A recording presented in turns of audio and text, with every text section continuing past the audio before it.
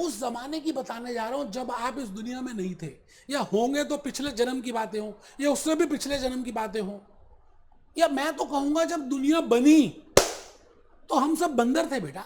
धीरे धीरे धीरे धीरे धीरे धीरे धीरे धीरे इवोल्यूशन हुई, चेंजेस आए और हम एज ए ह्यूमन बीइंग खड़े हो गए। पहले हम 4 हाथ, 2 हाथों और 2 पांव से ऐसे ऐसे चलते थे जैसे बंदर चलता है। आप गूगल चेक कर लीजिए। उस जमाने में जो इंसान होता था, धीरे धीरे उस एज को बोलते थे स्टोन एज। हिस्ट्री में आपने शायद पढ़ी होगी। धीरे धीरे सिविलाइजेशन हुई, लोग बड़े, तरक्की हुई, समझ आया, धीरे धीरे नई नई इनोवेशंस होनी स्टार्ट हुई। और बेटे उस पीरियड में भी मैं आपको क्या बताऊं, एक गांव के लोग या कुछ कस्बे के लोग या कुछ जिले के लोग या कुछ भी, एक झुंड के लोग दूसरे झुंड के लोगों से कुछ ना कुछ एक्सचेंज करते थे। सवाल आता है कि एक कंट्री दूसरी कंट्री से, बेटा इस टॉपिक का नाम है international buying and selling. The point is why you want to buy और why you want to sell internationally. आज भी आप कंट्री एक्स के सिटीजन हैं और आप कंट्री वाई के प्रोडक्ट से अट्रैक्ट हो जाते हैं। Let it be India, you are a Indian but you are still attracted with a Japanese product, a American product. ऐसा क्यों? मैं आपसे सवाल पूछता हूं कि स्टोन एज में भी ऐसा होता था और आज भी ऐसा हो रहा है। नो डाउट कुछ कम हो गया है, लेकिन why this is there, that why one country with another country do some trade, why what are the reasons for that? No doubt हॉक में, ग्लैम में, वायले में इसके ऊपर डिस्कशन नहीं है, बट बेटे जब तक आपको रूट ही नहीं पता होगी, मैं ऊपर ऊपर की बातें बता दूं, डॉलर ये है, यूएसडी ये है, इतना रेट है, ये बेस करेंसी है, ये कोट करेंसी है, ये स्पॉट है, ये फॉरवर्ड है, मैं नीचे से बताऊंगा। भले आपको थोड़ा सा समय लगेगा, लेकिन लॉजिक्स ऐसे क्लियर हो जाएंगे कि आप दूसरों को पढ़ाना स्टार्ट कर दोगे यार, आपका इंटरेस्ट आ जाएगा और इसके कोर्सेज कर लोगे। तो फर्स्ट पॉइंट मैंने यहां पर आपको बताना है meaning of international buying and selling में। In order to explain that what I mean by international buying and selling, I will be telling you 3 theories. I will be discussing with 3 points of discussion. My first point of discussion will be theories of trade. My second point of discussion will be theories of exchange. And my third point of discussion will be theories of money. So what I mean by theories of trade, why one country is trading with another country, why citizens of one country or why citizens of one village, they are doing trade with another village citizens. ऐसा क्यों होता है बेटे? ऐसा इसलिए होता है कि भगवान ने ये जो दुनिया बनाई है ना, इस दुनिया में उसने सारी रिसोर्सेज को ना अलग अलग अलग अलग डिस्ट्रीब्यूट कर दिया है, अलग अलग क्लाइमेट बना दिया है, अलग अलग डेवलपमेंट कर दिया है, और कुछ हमने कर दी। बट मैं भगवान की बात कर रहा हूं, अल्लाह मियाँ की बात करूं, भगवान की बात करूं। आप ये बताइए कि क्लाइमेट कुछ इस तरह का बन गया कि हमारी इंडिया में नागपुर में संतरे बहुत अच्छे बनते हैं, प्रोड्यूस होते हैं, यूपी के आम बड़े मशहूर हैं, इलाहाबाद के, प्रयागराज के अमरूद बड़े मशहूर हैं, आगरा का पेठा बड़ा मशहूर है, ऐसे ही इटली के पिज़्ज़ास बड़े फेमस हैं, अमेरिका के गैजेट्स, इलेक्ट्रॉनिक गैजेट्स बड़े फेमस हैं, जापानीज के कार्स बड़ी फेमस हैं। ऐसा क्यों है यार कि किसी जगह का कुछ फेमस है, किसी जगह का कुछ फेमस है, हम ऐसा क्यों नहीं कर लेते? तो बेटे उसके पीछे एक लॉजिक है, उसको हम बोलते हैं थ्योरीज ऑफ ट्रेड। तो मैं नेक्स्ट पॉइंट में आ गया। 2 थ्योरीज ऑफ ट्रेड मुझे बतानी है, नो डाउट आपके कोर्स में शायद हैं बेटे, हॉक में तो हैं, मेरे को समझ आ गई, बिल्कुल दिए, मैंने पढ़ी थी। Theories of absolute advantage. Absolute advantage का मतलब यह है कि एक कंट्री एक्स है, उसको वो सामान बनाना आता है, वाई का वो टेक्नोलॉजी नहीं पता, कंट्री वाई को आता ही नहीं है, कंट्री एक्स ही बना सकती है उसको, because of so many reasons. Climatic condition समझ लीजिए, एनवायरमेंटल कंडीशन समझ लीजिए, टेक्नोलॉजिकल रीजन समझ लीजिए। बेटे इस दुनिया में सबसे पहले ग्रोथ जो है ना यूरोप में हुई थी, क्योंकि यूरोपियंस जो थे ना, फिरंगी जो थे, वो हरामी थे, उन्होंने बड़े सारे कॉमनवेल्थ कंट्रीज को गुलाम बना दिया और उनसे सारी दौलत, रिसोर्सेज, कोहिनूर का हीरा, गोल्ड सब अपने देश ले गए और फिर अपना पढ़ाना शुरू कर दिया, डेवलपमेंट करनी शुरू कर दी। सेकंड जो डेवलपमेंट हुई बेटे यूनाइटेड स्टेट्स ऑफ अमेरिका में हुई। अब थर्ड डेवलपमेंट आ रही है एशियान कंट्रीज में, जो एशिया की कंट्रीज हैं। मैं आपको ये कहना चाहता हूं कि एक कंट्री डेवलप या ग्रो कैसे करती है, जब उसके पास रिजर्व्स आ जाते हैं, जब उसके पास टेक्नोलॉजी अच्छी होती है, और जब उसके पास क्लाइमेटिक कंडीशंस भी अच्छी होती है, या इन तीनों में से कुछ भी। तो पहली थ्योरी जो मैंने बतानी है उसका नाम है बेटे due to absolute advantage. It means for example एक doctor, cardiac surgeon can only do bypass surgery, a management accountant CMA USA can not. तो मैं कहूंगा डॉक्टर के पास एब्सोल्यूट एडवांटेज है फॉर दैट बाईपास सर्जरी। तो अगर किसी को बाईपास सर्जरी करानी है तो बेटे उसी डॉक्टर के पास जाना पड़ेगा। I will say this person has absolute advantage. इसी तरह से इफ आई से management accountant has absolute advantage in regard to legal laws, in regard to management reports, in regard to financial management, in regards to how to manage the funds with strategies. तो ये सारा, ये doctors के they don't have the knowledge, engineers they don't have that skill. It means भगवान ने क्या किया, सभी स्किल्स भी अलग अलग दे दी। तो बेटे उस वजह से भी होता क्या है कि एक कंट्री दूसरी कंट्री से ट्रेड करती है। हम क्या डिस्कस कर रहे हैं, why one country is doing buying and selling with another country. So there are theories of trade, within that there is a theory of absolute advantage. Absolute advantage समझ आ गया। अब बेटे एक चीज कहीं भी हो, जैसे ऑयल है बेटे, वो गल्फ कंट्रीज में ही होता है, तो मैं कहूंगा वहां का क्लाइमेट कुछ ऐसा है, कुछ वहाँ के क्लाइमेटिक एनवायरमेंटल कंडीशंस ऐसी हैं कि अगर पेट्रोल लेना है, डीजल बाय करना है, ऑयल बाय करना है, तो आपको गल्फ से ही लेना पड़ेगा, because they have the absolute advantage of oil. For that we have to exchange, for that we have to pay. तो एब्सोल्यूट एडवांटेज समझ आ गया। मैं आ रहा हूं जी दूसरी theory, due to comparative advantage. I am discussing what are the theories of trade. तो सेकंड है ड्यू टू कंपैरेटिव एडवांटेज। मतलब मैं आपसे कहूं, जैसे अभी अभी मैंने एक बात बताई कि ये रिवर जा रही है जी बीच में, ये रिवर है, पानी रे पानी तेरा रंग कैसा। ये विलेज 1 है, विलेज X, और ये विलेज Y है। ये विलेज X के सिटीजन्स हैं और ये विलेज Y के सिटीजन्स हैं। विलेज X के जो सिटीजन्स हैं, इस विलेज में सॉइल की कुछ क्वालिटी ऐसी है कि यहां पर खाली ऑरेंजेस या एप्पल्स प्रोड्यूस होते हैं, और विलेज वाई में कुछ ऐसी क्वालिटी है कि इस जगह सॉइल में खाली मैंगोज ही प्रोड्यूस होते हैं। अब आप ये बताइए, आपके गांव में एप्पल्स ही प्रोड्यूस हो रहे हैं और एप्पल खा खा के आप थक गए, और दूसरे गांव में नदी के उस पार मैंगो से प्रोड्यूस हो रहे हैं और वो आम खा खा के थक गए।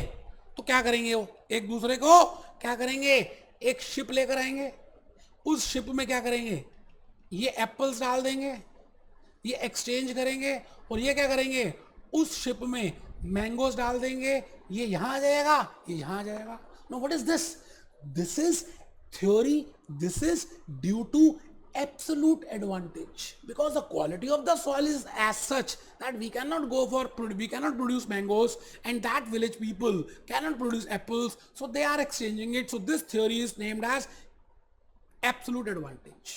अब मैं आ रहा हूं comparative advantage. Because of these two reasons, we are bound to do international buying and selling. मैं आ गया जी आपके सामने आ गया, और उसका नाम है क्या, कंपैरेटिव एडवांटेज। देखिए मैं आपसे कहूं कि मैकडॉनल्ड्स की स्पेशलाइजेशन है बर्गर्स में,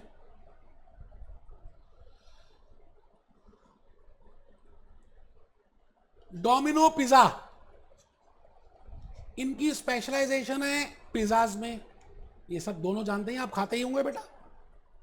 ऐसा नहीं है कि डोमिनोज पिज्जा वाले अगर बर्गर बनाना चाहें तो वो बर्गर नहीं बना सकते, they can. Similarly, McDonald's, they can also produce pizzas if they want to produce.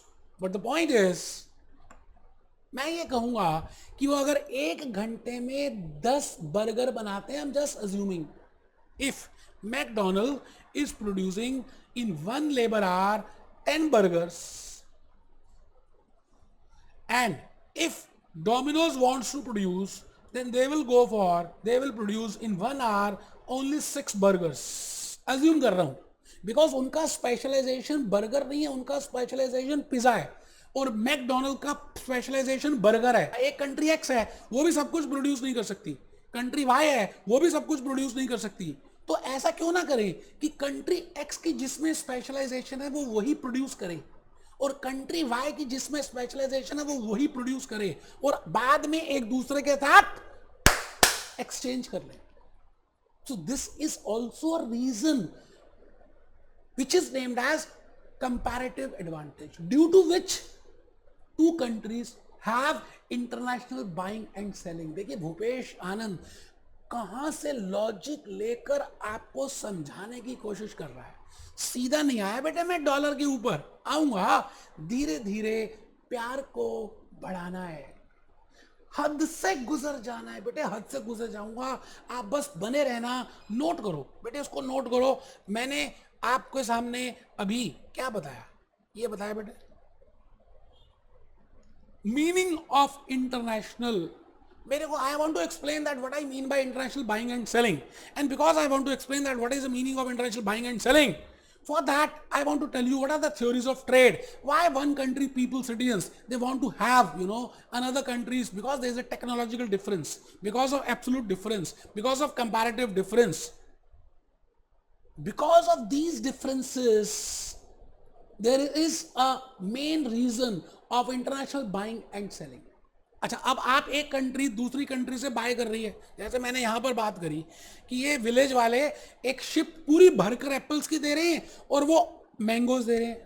तो बेटे इन्होंने क्या किया, एक शिप के बदले में एक ship, it means this is a exchange rate they have fixed, that one ship of apples will be equal to one ship of mangoes. It means they have fixed a rate that is named as exchange rate, because exchange rate means the rate at which one item, one basket of goods will be exchanged with another basket of goods.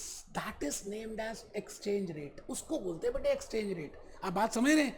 तो मैंने आपको यहां पर अब ये बताना है कि what are the theories of exchange. Theories of exchange बेटे, जब ये दुनिया बनी ना तो उस समय कोई पैसे नहीं थे, गोल्ड नहीं था, यूएसडी नहीं था, लीरा नहीं था, इंडियन रुपी नहीं थे, पाकिस्तानी करेंसी नोट नहीं थे, 2000 के 500 के कुछ नहीं था, खाली अल्लाह था. उस समय कौन था? भगवान था. पीपल, लोग बड़े शरीफ थे, सिंसियर थे, अच्छे थे, मेहनती थे, आजकल जैसे क्लेवर नहीं थे, और वो आपस में एक दूसरे की मदद करते थे और एक्सचेंज करते थे. तो वो बार्टर सिस्टम फॉलो करते थे. मैंने अभी अभी एक गांव के दूसरे गांव से एक्सचेंज की बातें बताई, that is a barter system. So they are following a barter system. You getting my point? So exchange में हुआ क्या, वो थ्योरीज भी हल्की सी बता रहा हूं कि आपको आने वाले लेक्चर्स में मजा आए, आप लिंक बना पाओ, रिलेशन बना पाओ. तो बेटे बार्टर एक्सचेंज सिस्टम था पहले, ठीक है जी. बार्टर के बाद धीरे धीरे ट्रांजैक्शंस बढ़ने लगी, तो मेटल एक्सचेंज सिस्टम आ गया. गोल्ड के कॉइन्स एक्सचेंज होते थे, फिर गोल्ड कम पड़ा तो सिल्वर कॉइन्स, फिर ब्रोंज. तो ऐसे धीरे धीरे धीरे धीरे मेटल्स में आ गए हम, और मेटल्स के बाद हम करेंसी में आ गए, करेंसी नोट्स, आजकल जो करेंसी चल रही है. अब सवाल आता है कि एक कंट्री की जो करेंसी है वो चाहे तो कितनी मर्जी प्रिंट करा सकती है. but the point is there is again a logic, a theory that how much dollars a US federal government can print or how many Indian rupees can Indian government can print. क्योंकि अगर उससे ज्यादा print करेंगे तो supply बढ़ जाएगी और demand कम हो जाएगी. आप जब एक्सपेंस ज्यादा करते हैं और आपके पास पैसे नहीं होते तो आप डेफिसिट हो जाएंगे, बैंकरप्ट हो जाएंगे, इंसॉल्वेंट हो जाएंगे. अब वो बड़ी ह्यूज थ्योरी है जो हम सीएफए में बताते हैं. तो बेटे मैं आपको एक हिंट बता रहा हूं दैट एक्सचेंज सिस्टम में पहले बार्टर था, फिर मेटल सिस्टम आया, अब रूपी सिस्टम आया. But in rupee, in currency we have to find out that how much currency will be printed और there will be circulated, because there are money multiplier effect. उनकी theories है. Gold reserves रखने लग गए, foreign exchange reserves रखने लग गए. बेटे एक कंपनी डिविडेंड कैसे देती है? जब उस कंपनी के पास रिटेन्ड अर्निंग्स होंगी तभी तो डिविडेंड देगी. Similarly a country is issuing currency, it means giving dividend, and can only give dividend if that country has gold reserves or foreign exchange reserves. तो उसका थ्योरी है, उसकी बात हम डिस्कस करेंगे.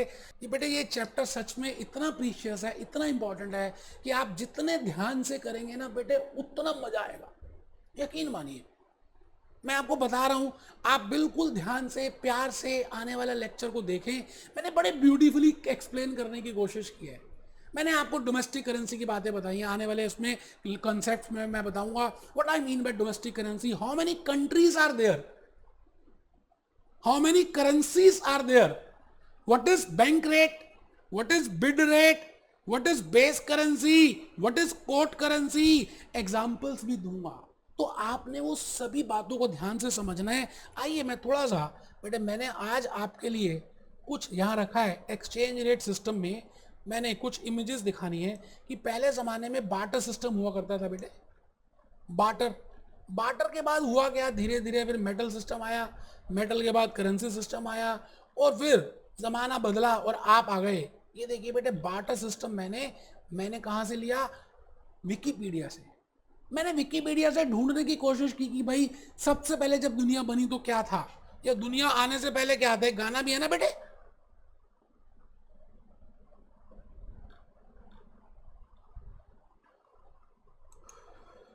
How many countries. मैंने आपको होमवर्क दिया था कि आप ये देखकर आए कि how many countries are there, और उसमें how many currencies are there, और फिर करेंसी के पेयर्स. जैसे यूनाइटेड स्टेट्स डॉलर का एक नाम है यूएसडी. तो पहले दो वर्ड्स होंगे उस कंट्री से, थर्ड वर्ड थर्ड अल्फाबेट होगा उस करेंसी से. यूएसडी का मतलब क्या है, यूनाइटेड स्टेट्स डॉलर. INR का मीनिंग क्या है, आई का मतलब इंडिया, इंडिया रूपी. तो ये सारी बातें हम करने वाले हैं बेटे. मैं एक छोटा सा वीडियो उसके साथ अटैच कर रहा हूं. यकीन मानिए आप जितने ध्यान से देखेंगे ना आपको उतना समझ आएगा. उसमें बड़ी प्यारी प्यारी सी मैंने स्लाइड्स और एक डायग्राम बनाया है, आप उसको ध्यान से देखना और बड़ा अच्छा लगेगा आपको वो वीडियो. बेटे मैंने उस वीडियो को किसी दूसरे कोर्स में डिलीवर किया था, लेकिन मुझे बड़ा अच्छा लगा. एक्सप्लेनेशन बड़ी प्यार से दी हुई है मेरे. तो प्लीज गो फॉर दैट, उस वीडियो को देखें, ध्यान से समझें, स्लाइड्स को लिखें, बड़ा ही मजा आने वाला है. मिलते हैं लेक्चर नंबर 35 में. अभी वीडियो जो मैं अटैच कर रहा हूं आप उसको ईमानदारी से नोट करेंगे. मैं पूछूंगा आपसे लेक्चर नंबर 35 में. फॉरेन एक्सचेंज रिस्क, थोड़ा सा नाम बड़ा हो गया. मैंने लिखा, पहला लिखा फॉरेन एक्सचेंज, फिर लिखा फॉरेन एक्सचेंज रिस्क, और दोस्तों मैं तीसरा नाम लिख रहा हूं फॉरेन एक्सचेंज रिस्क मैनेजमेंट. ये मैंने तीसरा नाम लिख दिया. चैप्टर का नाम है फॉरेन एक्सचेंज रिस्क मैनेजमेंट. और आप देखिए मैंने पीछे जो स्लाइड रखी है वो पूरी दुनिया की, भारत की नहीं, वर्ल्ड मैप की पीछे स्लाइड दी है. आज आप इस दुनिया के किसी भी हिस्से में रहते हैं दोस्तों, किसी भी हिस्से में रहते हैं, आप इंडियन हैं, आप अमेरिकन हैं, आप ऑस्ट्रेलियन हैं, आप कहीं भी रह रहे हैं, इस दुनिया के कहीं भी किसी भी पार्ट में रहते हैं, तो यकीन मानिए आपको इस चैप्टर की जरूरत है. इसीलिए मैंने पीछे बैकग्राउंड में वर्ल्ड मैप की फोटो रख दी. दोस्तों आप यहां बैठे हैं दिल्ली के अंदर, यहां बैठे हैं दिल्ली, इंडिया, मेरा भारत महान. आज पूरी दुनिया की आंखें इस भारत के ऊपर लगी हुई हैं. क्यों? क्योंकि मेरी इंडिया में डेमोग्राफिक पोजीशन बहुत अच्छी है. यहाँ के लोग, पॉपुलेशन हमारे यहाँ पे यंग ज्यादा है. कहते हैं जहां पर यंग पॉपुलेशन ज्यादा हो तो वहां पे वर्कफोर्स ज्यादा हो, वहां पे लोग ज्यादा काम करते हैं. अमेरिका में नहीं, लंदन में नहीं, पाकिस्तान में नहीं, मेरे भारत महान में. तो दोस्तों आज उसी टॉपिक को करने के लिए हम ये आज नया कंसेप्ट स्टार्ट कर रहे हैं. दोस्तों मुझे आज याद आता है जब मैं बहुत छोटा था, मैं बहुत ही छोटा था, आप यकीन मानिए, मैं आपको सच्ची घटना बता रहा हूँ, मैं बहुत छोटा था। तो जहाँ पे हम रहते थे, हमारे घर के आसपास एक सामने पड़ोसी रहते थे, और वो कभी कभी जर्मनी जाते थे। आज भी उनका घर मेरे घर के सामने ही है, लेकिन मुझे वो बात याद आती है जो मैं आपको बताने जा रहा हूँ। वो जर्मनी में जाते थे, वहां पे ट्रेड फेयर जैसे हमारे भारत में लगते हैं, वहां पे ट्रेड फेयर लगते हैं, और आर्टिफिशियल ज्वेलरी लेके जाते थे। एक महीना वहीं पे रहते थे। जब वो आते थे तो अपने साथ चॉकलेट्स लेकर आते थे। मैं आज की बात नहीं कर रहा दोस्तों, मैं आज से 15-20 साल पहले की बात अगर करूं। आपने आज की इंडिया को देखा है, मैं आज की इंडिया के पास नहीं जा रहा, मैं इंडिया के पहले जा रहा हूं। इंडिया जब 20 साल पहले की इंडिया, 15 साल पहले की इंडिया। दोस्तों जब वो आते थे तो अपने साथ वो चॉकलेट्स लेकर आते थे, टॉफीज लेकर आते थे, इक्लेयर्स लाते थे डेनमार्क की या जर्मनी की। और क्योंकि हम पड़ोसी थे तो दोस्तों हमें वो चॉकलेट्स वगैरह देते थे। मेरा एक भाई और एक बहन और भी है दोस्तों, मैं बड़ा हूं उनमें। हाँ दोस्तों, मैं बड़ा हूं। तो जो चॉकलेट एक मिलती थी, हम सब में डिस्ट्रीब्यूट हो जाती थी। मान लेते हैं उसके 8 पीसेस होते थे, तो मुझे मान लेते हैं 4 पीस मिले, तो मैं अपने 4 पीस बड़े ध्यान से, आराम से, प्यार से छुपा कर खाता था। क्यों? क्योंकि मुझे पता था कि ये जो 4 पीस हैं ये जर्मनी के हैं। पता नहीं यहाँ पर, क्योंकि इंडिया में उस समय जर्मनी की चॉकलेट्स मिलती नहीं थी, क्योंकि वो जब दोबारा जाएंगे, फिर आएंगे, फिर लेकर आएंगे। तो मैं इन चॉकलेट्स को आराम आराम से थोड़ा थोड़ा खाता था, इसलिए कि ये चॉकलेट्स मिल ही नहीं रही इंडिया में।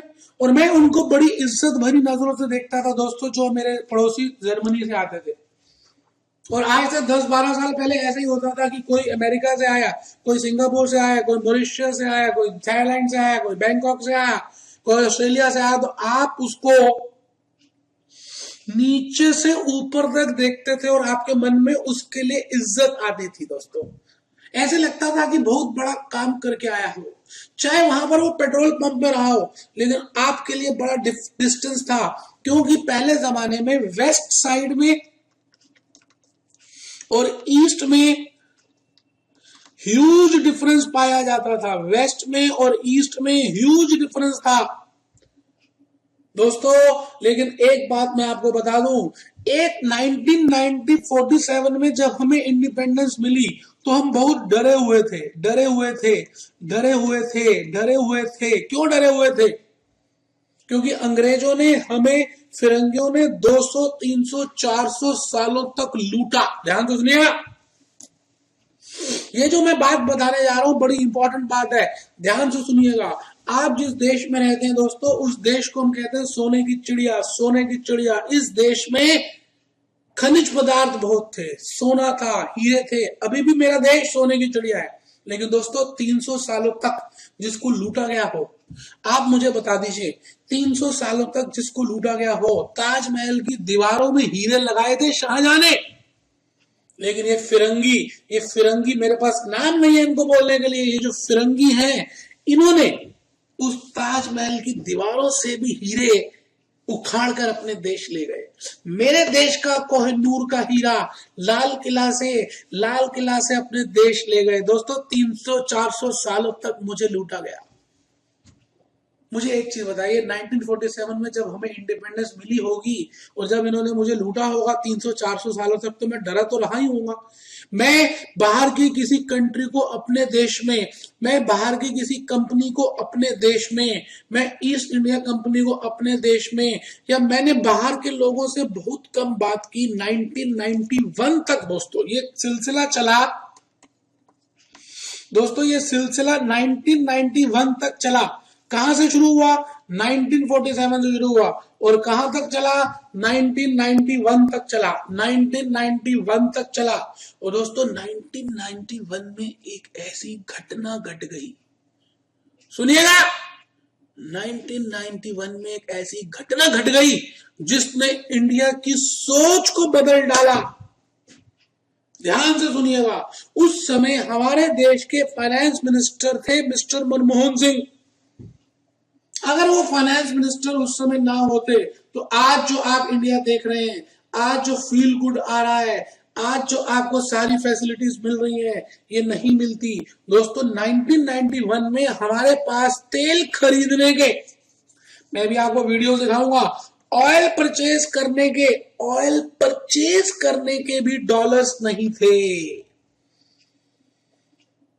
और जिस देश में डॉलर नहीं हो ऑयल परचेज करने के, तो दोस्तों हमने 1991 में क्या किया, आप गूगल में जाकर चेक करिए, आज भी इतिहास गवाह है। हमने अपना ही सोना शिप्स में दोबारा डाला, दोबारा गिरवी रखा, और उस सोने के बदले हमने क्या लिया दोस्तों, डॉलर्स लिए और उन डॉलर्स से तेल खरीदा। ये तो बात समझ आ गई। लेकिन 1991 के बाद मनमोहन सिंह जी को और हमारे देश को एक बात समझ आई कि हम कब तक ऐसा करेंगे, कब तक अपना ही सोना उतार कर हम दूसरे देशों को देंगे और उनसे डॉलर लेंगे और तेल खरीदेंगे। दोस्तों 1991 के बाद अगर आप ध्यान से देखें गूगल में जाकर, शायद आप इस दुनिया में नहीं होंगे उस समय या होंगे, मगर अगर आप गूगल में जाकर अपनी नॉलेज को थोड़ा सा बढ़िया करें तो एक बात समझ लीजिए, 1991 ऑनवर्ड्स के बाद एक नया कंसेप्ट आ गया जिसको हमने कहा ग्लोबलाइजेशन, जिसको हमने कहा लिबरलाइजेशन, जिसको हमने कहा डीरेगुलेशन, जिसको हमने कहा डी लाइसेंसिंग। ऐसे बड़े सारे कंसेप्ट्स आ गए और आज आप जिस इंडिया को देख रहे हैं वो इंडिया बिल्कुल बदल चुकी थी। हमने बाहर के देशों को इंडिया में बुलाने की कोशिश की, हमने खुद इनवाइट किया, क्योंकि हमें एक बात समझ आ गई थी कि जब तक हम बाहर के लोगों को, बाहर की कंपनीज को अपने देश में नहीं बुलाएंगे, हमारे यहाँ पर फॉरेन एक्सचेंज, हमारे यहाँ पर टेक्नोलॉजी नहीं आएगी, हमारे यहाँ पर फॉरेन करेंसी नहीं आएगी, तब तक हम अपने देश की इकोनॉमिक डेवलपमेंट नहीं कर सकते। तो 1991 के बाद हमने अपने दरवाजे खोल दिए और मैं बन गया free India, open India. I am open. और जैसे आजकल मोदी जी पूरे ब्रह्मांड में जाकर घूम रहे हैं और वहां पर जाके लोगों को विश्वास दिला रहे हैं, वहां की कंपनीज में जा रहे हैं, वहां के सीईओ से बात कर रहे हैं, कोई ऐसा देश नहीं छोड़ रहे, किसी प्राइम मिनिस्टर को नहीं छोड़ रहे और उन सबको ये कह रहे हैं कि हमारे देश में आइए, हमारे देश में आगे काम कीजिए, मेक इन इंडिया। दोस्तों यही चीज 1991 में रखी गई नींव। और आप देख लीजिए 1991 के बाद हमारे यहाँ पर foreign collaborations, foreign joint ventures, foreign companies, foreign subsidiaries, ये सब कुछ होनी शुरू हो गई, दोस्तों आप ये समझ लीजिए, जब बाहर के लोग हमारे देश में काम करने आएंगे, टेक्नोलॉजी लेकर आएंगे, और मारुति सुजुकी का संधि हुआ, ऐसे बड़े सारे क्वालिटी वॉल्स, ऐसे बड़े सारी कंपनीज हमारे देश में आई और उन्होंने धंधा शुरू कर दिया। अब आप ये बताएं, जब वो आए होंगे तो अपने साथ डॉलर लाएंगे, अपने साथ येन लेकर आएंगे, अपने साथ पाउंड लेकर आएंगे, और जब इंडिया में आएंगे, मेरा भारत महान, जब मेरे भारत के देश में आएंगे तो मेरे देश में तो फेमा लागू है, आप डॉलर पाउंड येन से काम ही नहीं कर सकते, आपको कन्वर्ट करना पड़ेगा डॉलर पाउंड येन रुपए के अंदर। और जब वो रुपए में कन्वर्ट करेंगे तो डॉलर पाउंड येन मेरे घर में आएंगे, रिजर्व बैंक ऑफ इंडिया के पास आएंगे और मेरी रुपए की डिमांड बढ़ेगी। सोचिए, खुद सोचिए, आज मोदी जी क्यों जा रहे हैं? इसी कारणवश जा रहे हैं। आज आप गफार मार्केट हमारे दिल्ली के अंदर देखें, अगर आप, क्योंकि मैं दिल्ली में रहता हूं तो मैं दिल्ली की बात बता सकता हूं, वैसे आपके घर में, आपके राज्य में, आपके स्टेट में भी ऐसा जरूर होगा। आपको अमेरिकन फूड चाहिए तो दोस्तों मिलेगा, दिल्ली में रहकर, इंडिया में रहकर अमेरिकन फूड चाहिए तो मिलेगा। आपको दुबई का सोना चाहिए, मिलेगा, दुबई का गोल्ड मिलेगा। आपको डेनमार्क की चॉकलेट चाहिए, आपको मिलेंगी। दिल्ली में रह के रहने की बात कर रहा हूं, डेनमार्क की चॉकलेट्स मिलेंगी। मैं तो कहता हूं ऑस्ट्रेलियन मसाजेस चाहिए, मिलेंगी। आप आवाज तो कीजिए मेहरबान कदरदान, आवाज तो करें। इसका मतलब आज दुनिया बदल गई है दोस्तों। पहले जैसी मेरी इंडिया नहीं रही, पहले जैसी मेरी इंडिया नहीं रही, सब बदल गया, सब बदल गया। तो इस तरह से मेरे को आज एक चैप्टर बड़ा ही इंपॉर्टेंट करना पड़ रहा है, उसका नाम है फॉरेन एक्सचेंज। अगर आपको किसी बिग फोर में काम करना है, जैसे केपीएमजी, जैसे प्राइस वाटर कूपर, जैसे ई&वाई, जैसे ग्रेट थैंथॉन, ऐसी कंपनीज में अगर वर्क करना है तो दोस्तों इनके सबके क्लाइंट्स आजकल मल्टीनेशनल क्लाइंट्स हैं। और जब मल्टीनेशनल क्लाइंट्स हैं तो इन सभी का जो वर्क होता है वो फॉरेन करेंसी में होता है। तो आप समझ लीजिएगा कि ये topic foreign exchange risk management आज की नींव बन चुका है, आज की डिमांड है। अगर आप इस टॉपिक को ध्यान से कर लें, भगवान ना करे आपसे सीएस ना भी हो, तब भी आप महान बन सकते हैं, क्योंकि आने वाले 10-15 साल इसी टॉपिक के हैं। और मैं आपको इन क्लासेस में कुछ नए आपको कोर्सेज बताऊंगा जो आप कोर्सेज कर सकते हैं, क्योंकि उन कोर्सेज के थ्रू आपकी नॉलेज और बढ़ जाएगी। मैंने उन सभी कोर्सेज को किया और मुझे बहुत अच्छे लगे, इसीलिए मैं आज आपके साथ वो भी शेयर करूंगा। इसीलिए आप सबसे पहले मेरे दोस्त आप सबसे पहले चैप्टर का नाम लिख लें, फॉरेन एक्सचेंज रिस्क मैनेजमेंट। आपको केपीओ बनाना हो, आपको बीपीओ में वर्क करना हो, आप इंडिया में रह के काम करेंगे फिर भी दुनिया के काम कर सकते हैं, क्योंकि दोस्तों आजकल वर्चुअल ऑफिसेस की बात हो गई है।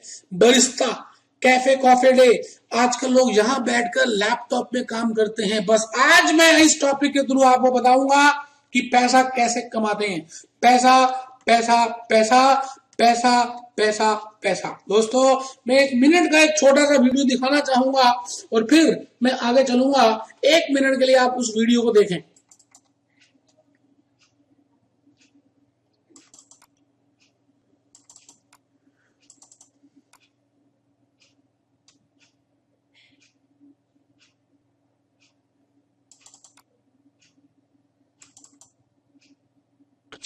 पैसा पैसा पैसा पैसा। आज हम सीखेंगे पैसा कैसे।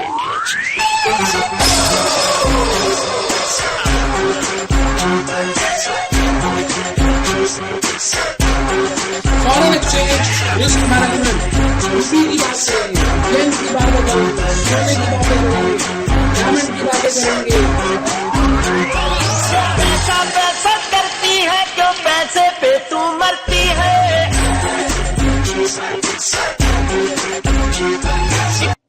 तो दोस्तों आपने वीडियो देखा, अक्षय कुमार क्या कह रहा है कैटरीना कैफ को, पैसा पैसा पैसा। सोना, हीरे, कोहिनूर, येन, डॉलर्स, चांदी, इन सब की बातें करेंगे। आप सभी बच्चे अपने ऊपर यहाँ पर चैप्टर के ऊपर रजिस्टर में लिख लें फॉरेन एक्सचेंज रिस्क मैनेजमेंट। और मैं चाहता हूं कि आप बुक को ओपन करें, पेज नंबर 334, पेज 334 ओपन कर लें। उसके अगले पेज में ए लिखा हुआ है और मैंने वहां पर कुछ कंसेप्ट्स लिखे हैं। इस बात का दावा है कि आप जितनी मर्जी YouTube की वीडियोस देख लीजिए, आप जितनी मर्जी फेस टू फेस क्लासेस देख लीजिए, आप जिसकी मर्जी पेन ड्राइव परचेज कर लीजिए, लेकिन एक बात मैं बता दूं, एक बात ये जरूर चेक करना कि क्या उस वीडियो में, क्या उस पेन ड्राइव में, क्या उस फेस टू फेस की क्लास में क्या 91 कंसेप्ट कवर्ड है। दोस्तों सीएस के लिए 91 है, सीए आईसीएमएम में तो मैंने और कंसेप्ट रखे हुए हैं। कंसेप्ट 91 तक मैंने आपको देने की कोशिश की है। दोस्तों आपसे प्यार किया है, मैं पूरी नॉलेज दूंगा। भले आप सारे YouTube के वीडियोस डाउनलोड कर लीजिए इस चैप्टर के लिए, लेकिन मैं एक बात बता दूं कि अगर आपको ये वीडियोस अच्छे लगे तो आप सब्सक्राइब करें या लोगों को बताएं या अपने दोस्तों को बताएं। आप देखिए first concept number 1 introduction of foreign exchange लिखा मैंने, और उसके साथ मैंने सीबीक्यूज और ईपीक्यूज लिखे मैं आपके सामने। उसको खोलता हूं, आप देखें एक बार।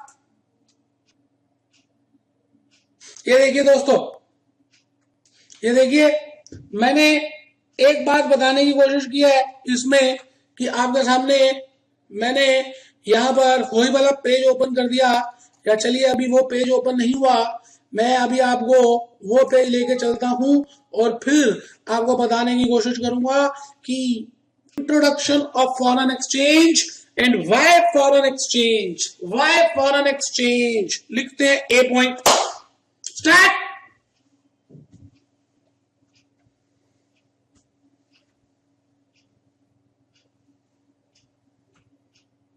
मैं आज के चैप्टर में यह बताऊंगा कि हमारी इंडियन रुपी 60-70 रुपए के बराबर है और वहां का एक डॉलर दिल में छुरियां चलती हैं, दिल में चाकू लगते हैं दोस्तों, दर्द होता है कि मेरी इंडिया की करेंसी चीपर क्यों।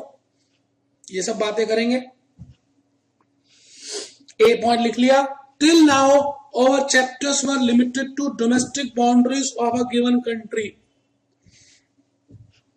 Till now our chapters were limited to domestic boundaries of a country. आज तक हमने जितने भी चैप्टर्स किए वो डोमेस्टिक बाउंड्रीज के अंदर रह के किए, बट आज आपको मैं यकीन दिलाता हूं, अगर आपने 5, 6, 7 लेक्चर्स ईमानदारी से मेरे अटेंड कर लिए और क्वेश्चन साथ कर दिए और कैलकुलेटर का प्रयोग किया और मेरी बातों को ध्यान से सुना, तो मैं आपको इंटरनेशनल फाइनेंस मैनेजर बना दूंगा। इस बात का दावा है दोस्तों। सी पॉइंट लिखिए। Now you have to think globally. आपको ग्लोबली सोचना होगा, वर्क ग्लोबली, आपको ग्लोबली वर्क करना है दोस्तों। लिखिए सी पॉइंट। डी पॉइंट में देखिए क्या लिखा है। डी पॉइंट में देखिए क्या लिखा है। Without proper knowledge of foreign exchange we can not think globally, work globally, earn globally. हम नहीं कर सकते। अब गया जमाना, बीते रहे दिन, बीते भैया, अब तो बीते, क्योंकि आज आपकी नजर एक छोटी कंपनी में नहीं है। आज आपका मन करता है कि आप डेलॉयट में वर्क करें और डेलॉयट में सारे क्लाइंट्स फॉरेन है दोस्तों। आज आपका मन करता है कि आप ग्रैंड थॉमसन में काम करें, आपका मन करता है कि आप केपीएमजी में वर्क करें और इंडिया में रहकर आप बाहर के देशों में जाकर ऑडिट करें, क्योंकि आप उनसे प्रभावित हैं। दोस्तों केपीएमजी के सारे क्लाइंट्स फॉरेन हैं, ठीक है। तो इसलिए आपको इन सभी चीजों में अगर वर्क करना है तो कंसेप्ट 2 लिखना पड़ेगा। लिखते हैं जी। एक बार कंसेप्ट 2 लिख दीजिए। मैं तो कहता हूं कंसेप्ट तो कवर्ड ही नहीं है, स्लाइड्स भी किसी ने नहीं बनाई, मैंने सारे यूट्यूब देख लिए, किसी ने मेहनत नहीं की। बंदा खड़ा है आपके सामने जो सेवा में हाजिर है। कंसेप्ट नंबर 2, होम करेंसी और डोमेस्टिक करेंसी का मतलब लिखिए। What is the meaning of home currency and what is the meaning of domestic currency. लिखिए। घर, ये मेरा घर, ये तेरा घर, महिमा चौधरी का घर, महिमा चौधरी का घर। लिखिए।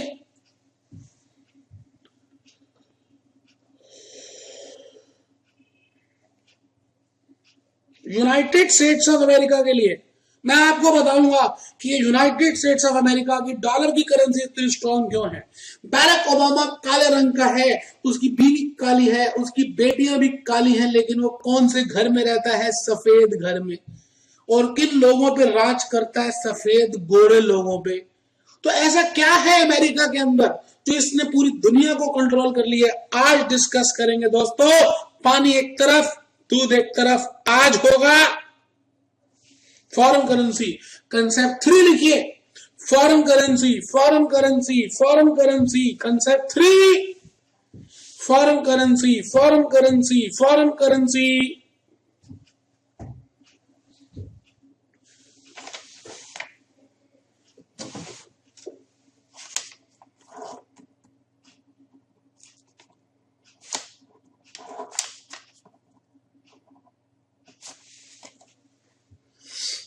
For any country, any currency other than home currency will be named as foreign currency.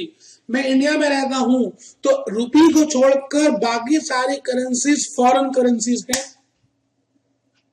तो for India dollar, euro, pound, yen. India के लिए ये सारी करेंसीज फॉरेन करेंसीज हैं। यूएसए के लिए ये सारी करेंसीज फॉरेन करेंसीज हैं। तो एक बार देख लीजिए, आपने नहीं लिखा तो लिख ले, मैं फिर पीछे चला गया। फॉरेन करेंसी, एक बच्चा कहता है सर ये मास्टर सिंबल्स नहीं लिखे जा रहे। कोई बात नहीं बेटे, मेरे से भी नहीं लिखे गए थे, अभी ऐसे लिख दीजिए। कई बार लाइन ऊपर नीचे डलेगी बेटे, मुझे भी पता है ऐसी डलेगी, घबराने की बात नहीं है। आप लिखिए तो सही, अभी लिखिए तो सही, मैं आपकी हिम्मत बंधाऊंगा। आपसे तो फिर थोड़ा सा लिखा जा रहा है, मेरे से तो लिखा भी नहीं जाता था, क्योंकि जब मैंने सीए की थी, जब मैंने सीएस की थी, जब मैंने सीएमए किया था, यकीन मानिए ये कोर्स में नहीं होता था। तो मेरे सामने एक चैलेंज था कि भूपेश आनंद या तो इस टॉपिक को समझ ले या पढ़ाना छोड़ दे, और मैंने इस चैलेंज को स्वीकार किया। और मेरे घर वाले कहने लगे कि ये लड़का पागल हो गया है, दोबारा सीए कर रहा है क्या, दोबारा सीएस कर रहा है क्या, दोबारा सीएमए कर रहा है क्या। दोस्तों, इतने मोटे मोटे बिट्टू के रजिस्टर खरीदे और खुद प्रैक्टिस की और सिंबल्स की प्रैक्टिस की, और आज मेरी महारत foreign exchange, portfolio, capital budgeting, derivatives जैसे टॉपिक्स में बहुत ज्यादा है। दोस्तों, मुझे प्रैक्टिकल एक्सपीरियंस है, मैं डूब चुका हूं इन टॉपिक्स के अंदर। तो कंसेप्ट नंबर 3 के बाद आप आगे लिखें concept number 4, countries and currencies.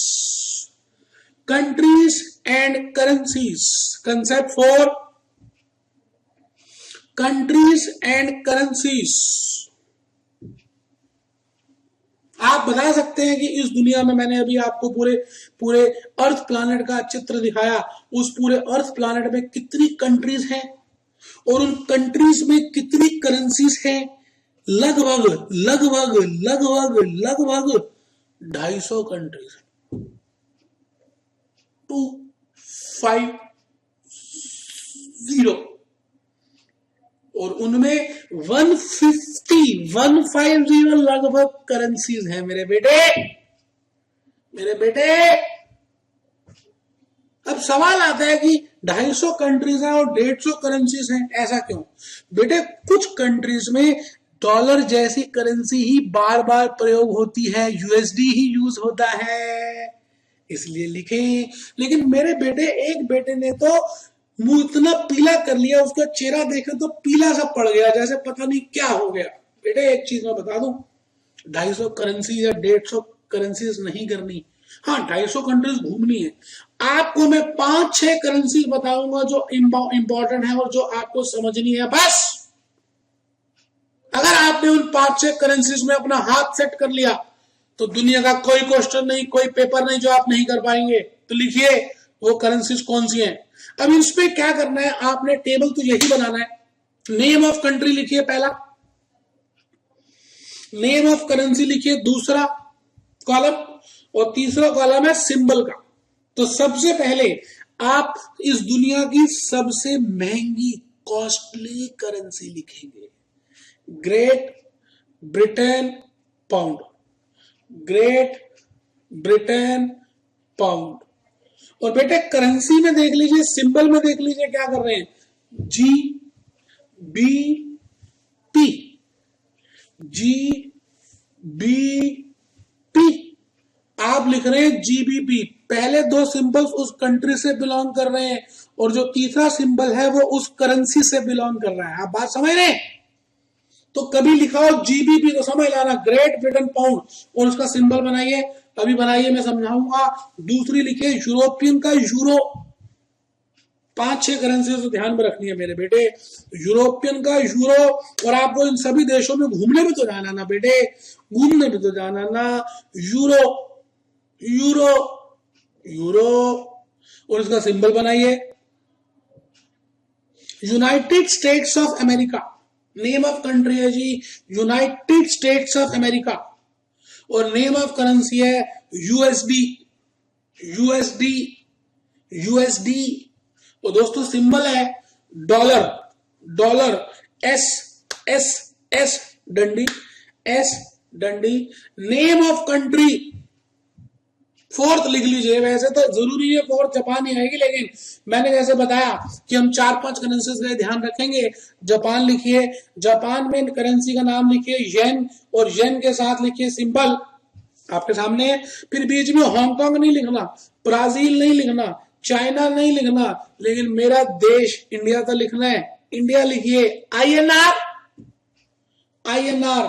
और दोस्तों देव लिपि से मेरा सिंबल लिया गया रुपी, रुपी का निशान बनाइए। चलिए, और करेंसी नहीं लिखनी दोस्तों। तो कंसेप्ट 5 में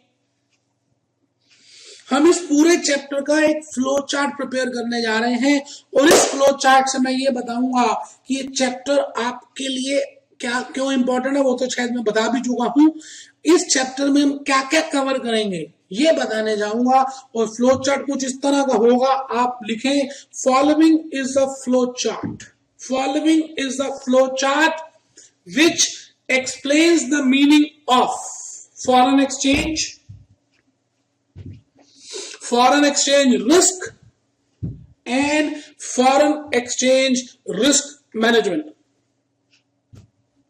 Following is the flow chart which explains the meaning of foreign exchange, comma, foreign exchange risk, comma, and foreign exchange risk management, foreign exchange risk management. बेटे आपने बड़े YouTube के वीडियोस देखे होंगे, बड़े टीचर को देखा होगा, कोई इतने प्यार से इतने डांस कर करके कोई कराता है क्या? बेटे मुझे प्यार है ना, प्यार है, आपसे प्यार है मेरे बेटे। बेटे अपने रजिस्टर में खुला खुला बनाना है, लेफ्ट हैंड साइड में एक सर्कल, एक रेक्टेंगल बनाकर ऊपर लिखना है what is the meaning of foreign exchange. अभी आप लिख लें, ठीक है बेटे। मीनिंग ऑफ फॉरेन एक्सचेंज, मैं फेमा की मदद लूंगा फॉरेन एक्सचेंज का मीनिंग समझाने के लिए। मैं फेमा की मदद लूंगा फॉरेन एक्सचेंज का मीनिंग समझाने के लिए। Foreign exchange includes foreign currency. Foreign exchange में फॉरेन करेंसी होती है, foreign deposits, foreign investments, foreign bills and foreign borrowings. बेटे फॉरेन एक्सचेंज में सब कुछ होता है जो फॉरेन करेंसीज में रिलेट किया जा सके। Foreign currency, foreign deposits, foreign investments, foreign bills, foreign borrowings. बेटे अभी ऑब्जेक्टिव नहीं लिखना, डायग्राम लंबा चल रहा है बेटे। आपको पता ही है हर चैप्टर में मैं सबसे पहले फ्लो चार्ट प्रिपेयर करता हूं, और कुछ टीचर्स भी इस समय यूट्यूब का वीडियो देख रहे हैं, कोई दिक्कत ही नहीं बेटे, आप सब देखिए, टीचर्स भी देखिए, क्योंकि वो देखकर ही पढ़ाएंगे। दोस्तों मुझे कोई बात ऐसी है ही नहीं, गंगा का पानी कभी खत्म थोड़ी होता है बेटे, जितना सब लेते हैं लेते जाएं और बढ़ जाता है। मेरी भावना है कि वो टीचर्स भी देखें, और अगर उनको इंप्रूव होना तो हो जाए, क्योंकि प्रैक्टिकल नॉलेज ये रही उनके सामने। मीनिंग ऑफ फॉरेन रिस्क, बेटे फॉरेन एक्सचेंज रिस्क को मैं शॉर्ट फॉर्म में लिख रहा हूं forex risk. Meaning of forex risk short form में लिख रहा हूं बेटे, the possibility of variation in foreign exchange rates, the possibility of, लिख लें आप पहले।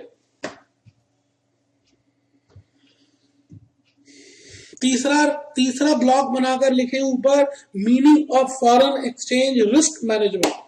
Meaning of foreign exchange risk management, उसको लिखें। बेटे ये ऐसे है जैसे मैं आपको बताऊं, ऐसे ब्लॉक बना रहे हैं मेरे बेटे। जैसे आपने दुनिया का मैंने आपके सामने रखा, यहां पर आपने लिखा मीनिंग या flow chart of meaning of foreign exchange risk management. यहां पर आप लिख रहे हैं what is the meaning of, what is the meaning of foreign exchange. यहां लिखा आपने what is the meaning of, मतलब आपने ब्लॉक बनाना और उसके बीच में लिखना है meaning of foreign exchange risk फिर बेटे तीसरा ब्लॉक बना रहे हैं, यहां लिखा आपने, या भी लिखेंगे meaning of foreign exchange risk management. और ये धीरे धीरे आगे चलता जा रहा है ब्लॉक। फिर मैं यहाँ पे 3 क्वेश्चंस लिखूंगा, फिर उसके बाद नीचे 4 टेक्निक्स होंगी। तो बेटे इस तरह से प्रिपेयर करना है, अपने हाथ से प्रिपेयर करना है मेरे बेटे, अपने हाथ से प्रिपेयर करना है। इस बात को आप समझ लीजिएगा, समझ लीजिएगा, अपने हाथ से प्रिपेयर करना है मेरे बेटे। चलिए, meaning of foreign exchange risk management. बड़ी मेहनत की है बेटे इन स्लाइड्स को, इन कंसेप्ट्स को, इन क्वेश्चन को इकट्ठा करने में।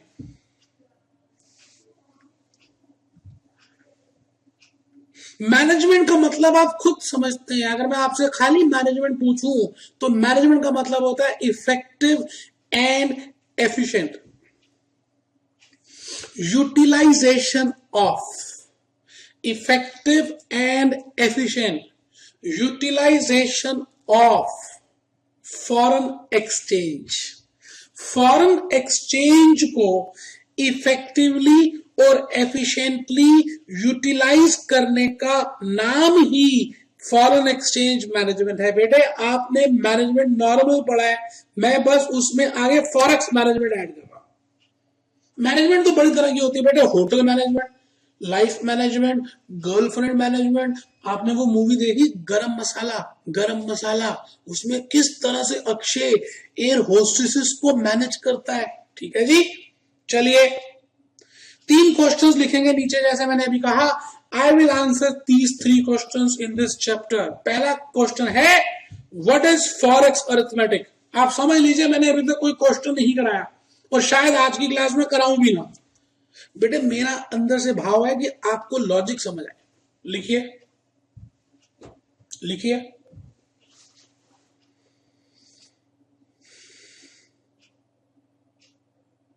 व्हाट इज फॉरेक्स अरिथमेटिक, पहला question. What are different types of foreign exchange risk. Foreign exchange risk कितनी तरह के होते हैं।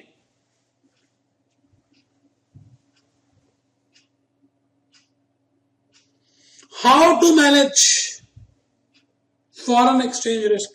फॉरेन एक्सचेंज रिस्क को कैसे मैनेज करते हैं। फॉरेन एक्सचेंज रिस्क को मैनेज कैसे करते हैं।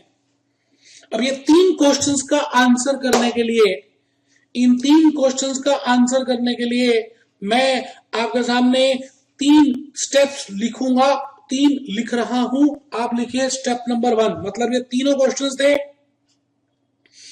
उसके नीचे एरो जा रहा है। इन तीनों क्वेश्चंस का आंसर करने के लिए हम 3 स्टेप्स फॉलो करेंगे। Step 1, step 2, step 3।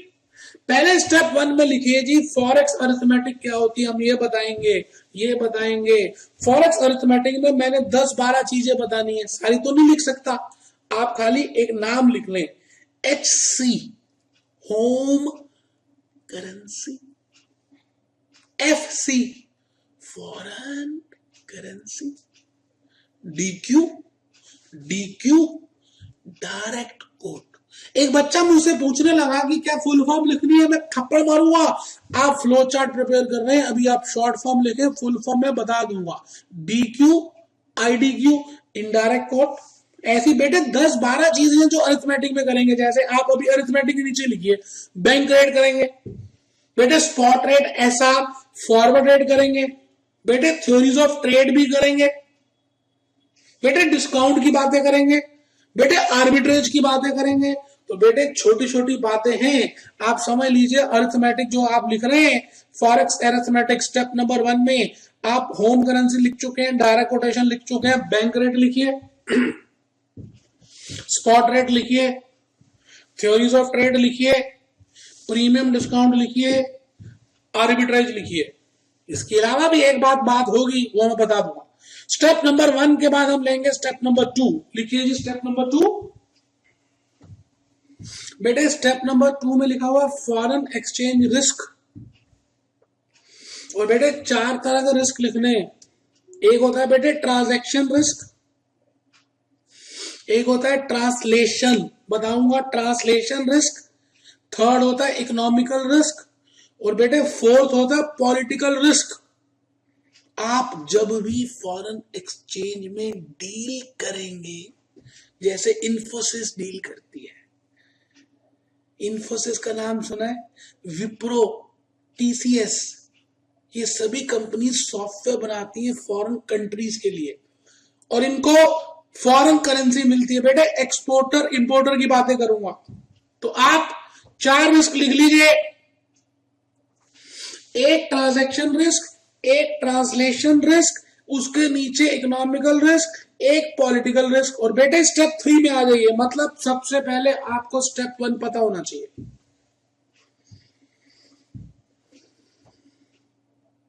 एक बच्चा कह रहा है कि ये मास्टर थ्योरी बताता जाएगा, प्रैक्टिकल भी बताएगा।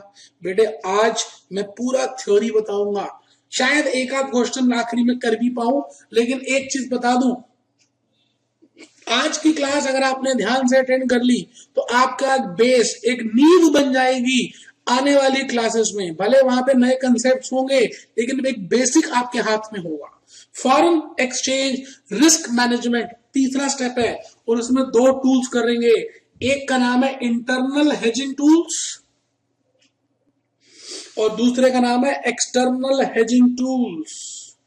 Internal hedging tools, external hedging tools. Hedge करना मतलब अपने आप को बचाना, रिस्क को कवर करना, बेटे उसको बोलते हैं हेज। ठीक है जी, लिख लिया। अब आप ये बताइए, जब आप ये सब काम करेंगे तो यहां पर देखिए मैंने लिखा हुआ है objective of foreign exchange management. Block बनाइए, अभी मैं लिखवाऊंगा, इसी ब्लॉक में लिखना है objective of foreign exchange risk management. ठीक है जी, आइए मैं इस बात को लिखवा दूं कि ऑब्जेक्टिव में क्या लिखेंगे। वैसे ऑब्जेक्टिव यहां पर लिख रहे हैं आप, जैसे आपने चित्र बनाया, ऑब्जेक्टिव यहां लिख रहे हैं, आप बना चुके होंगे। कहते हैं बेटे करने से ज्यादा समझ आता है, आप प्लीज साथ साथ जरूर करें। Objective of foreign exchange management. मैं आपसे एक बात शेयर करूंगा कि आप एक अच्छी मूवी देखकर आते हैं, एक अच्छी सी मूवी देखते हैं, आपको उसमें हीरोइन बहुत अच्छी लगती है, हीरोइन की ड्रेस भी बहुत अच्छी लगती है। आप बताइए, आप रामलाल हैं और आप अपने दोस्तों से क्या उस मूवी के बारे में शेयर करते हैं या नहीं करते? जबकि आपसे वो दोस्त पूछ नहीं रहे, लेकिन बेटे एक इंसान की खासियत होती है, अगर उसको अंदर खुशी है तो बेटे वो जितनी बांटता है ना खुशी, जितनी खुशी बांटेगा ना बेटे, जितनी खुशी बांटेगा ना बेटे, उतनी खुशी बेटे बढ़ जाएगी, बेटे उतनी खुशी बढ़ जाएगी। आपको याद है जब आपका पास हुए थे आप, और आपने से कोई पूछ नहीं भी रहा था, फिर भी आपने सबको कहा मैं पास हो गया, मैं पास हो गया, तो बेटे वो आप बताकर खुशी को बढ़ा रहे थे। और बेटे जब इंसान दुखी होता है ना, जब दुखी होता है ना, तब भी वो शेयर जरूर करता है। कहते हैं दुख बांटने से कम होता है। एक बच्चा कहने लगा ये ऑब्जेक्टिव बता रहा था मास्टर, ये कहाँ चला गया? बेटे इसका अभी रिलेशनशिप है ना, अभी बताऊंगा ना आपको रिलेशनशिप। मेरे बेटे मैं आपसे ये कहता हूं कि अगर एक कंपनी के अंदर, अगर एक कंपनी में फॉरेन एक्सचेंज अच्छी तरह से यूज हो रही है तो बताइए प्रॉफिट्स ज्यादा होंगे। बिल्कुल सही बात है, प्रॉफिट्स बढ़ने शुरू हो जाएंगे बेटे, प्रॉफिट्स बढ़ेंगे, प्रॉफिट्स इंक्रीज होंगे। और बेटे अगर एक कंपनी में प्रॉफिट्स बढ़ेंगे तो आप बताइए उस कंपनी की ईपीएस भी बढ़ेगी, अर्निंग पर शेयर भी बढ़ेगी बेटे, बिल्कुल बढ़ेगी। बेटे ईपीएस मुझे पता है आपके मन में आ रहा है कि 2 प्रकार की होती है, एक बेसिक ईपीएस और एक बेटे डिल्यूटेड ईपीएस। मुझे पता है आपके मन में ये बातें आ रही हैं, मुझे मालूम है, लेकिन अभी आप ईपीएस मानिए। आप बताइए जब आप इस कंपनी के शेयर होल्डर होंगे और आपकी कंपनी की ईपीएस बढ़ेगी, मान लेते हैं आप इन्फोसिस के शेयर होल्डर हैं या आप टीसीएस के शेयर होल्डर हैं, और उस कंपनी में फॉरेन एक्सचेंज अच्छी तरह से मैनेज हुई है, उस कंपनी के प्रॉफिट्स बढ़े, ईपीएस भी बढ़ी है, आपको खुशी है। आप बताइए वो खुशी क्या आप लोगों से शेयर करेंगे या नहीं करेंगे? बेटे बिल्कुल करेंगे। अब बताइए अगर आप वो खुशी अपने दूसरे लोगों से शेयर करेंगे तो वो लोग भी जब उनका मन करेगा, आप नहीं कहेंगे, फिर भी जब उनका मन करेगा शेयर्स खरीदने को, क्या वो इस कंपनी के शेयर्स खरीदेंगे या नहीं खरीदेंगे? बिल्कुल खरीदेंगे। बेटे आप जिसको कहते हैं ना कि ये मूवी अच्छी है, आप उसको कहते नहीं देखने का, लेकिन उसके माइंड में आपने एक प्रतिबिंब बना दिया। जब उसको मौका लगेगा, और उसको मौका लगेगा जब मूवी देखने का, तो वो मूवी वही देखेगा जिसके बारे में उसने सुना है।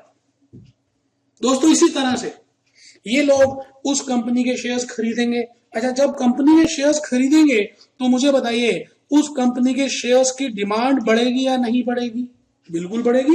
इकोनॉमिक्स का रूल है, आप किसी चीज को ज्यादा खरीदते हैं तो अल्टीमेटली उसकी डिमांड बढ़ती है।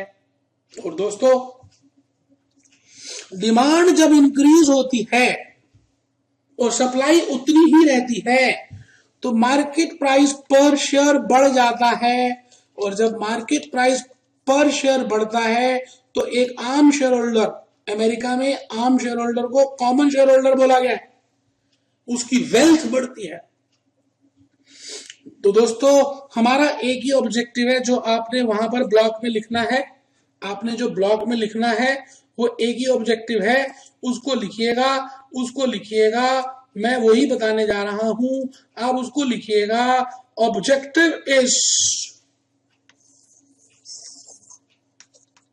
Objective of foreign exchange risk management, लिखिए जी,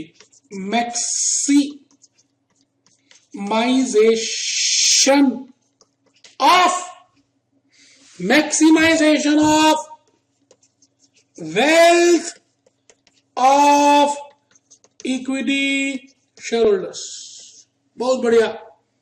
तो आइए वेल्थ का एक फॉर्मूला लिख दीजिए। Number of shares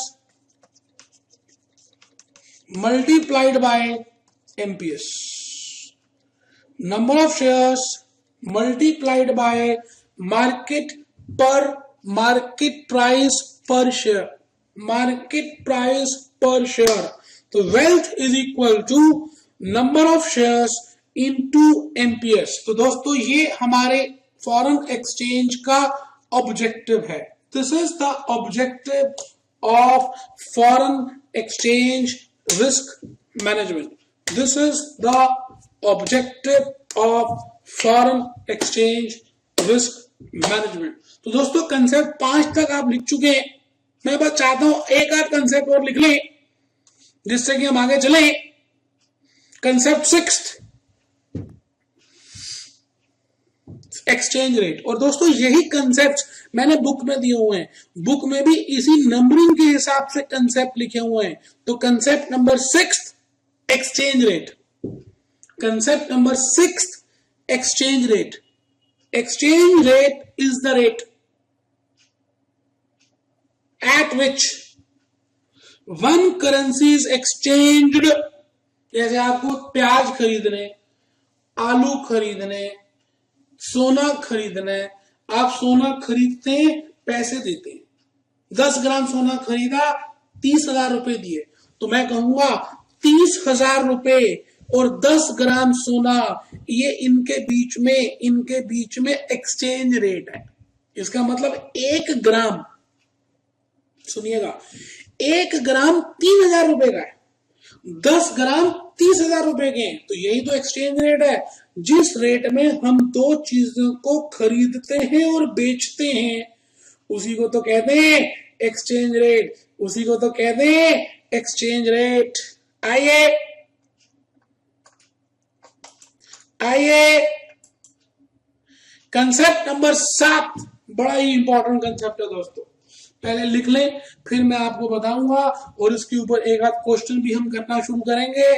concept number 7 base currency and quote currency. आप जितने मर्जी वीडियोस देख लीजिएगा यूट्यूब के, कोई भी बेस करेंसी और कोट करेंसी का कंसेप्ट नहीं बताता मेरे बेटे, और दुनिया यही से शुरू होती है। लिखिए तो सही, लिखिए तो सही, कोड को अंडरलाइन कर दीजिएगा, बेस को अंडरलाइन कर दीजिएगा। The currency which is unit currency that is fixed currency is named as base currency, underline कर दीजिएगा। अभी समझाऊंगा, टेंशन मत लीजिएगा, टेंशन लेने का नहीं, टेंशन देने का, टेंशन देने का। आइए मेहरबान कदरदान, आज हम फॉरेन एक्सचेंज की बेसिक नॉलेज को सीख रहे हैं। आइए आइए,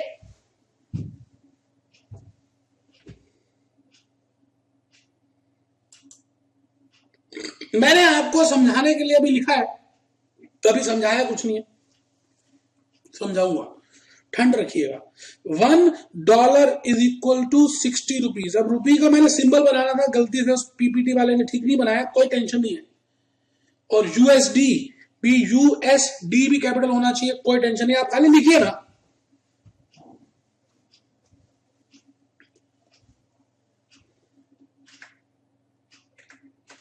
आप खाली लिखिए ना, आप खाली लिखिए ना, ठीक है जी। आइए मेहरबान कदरदान,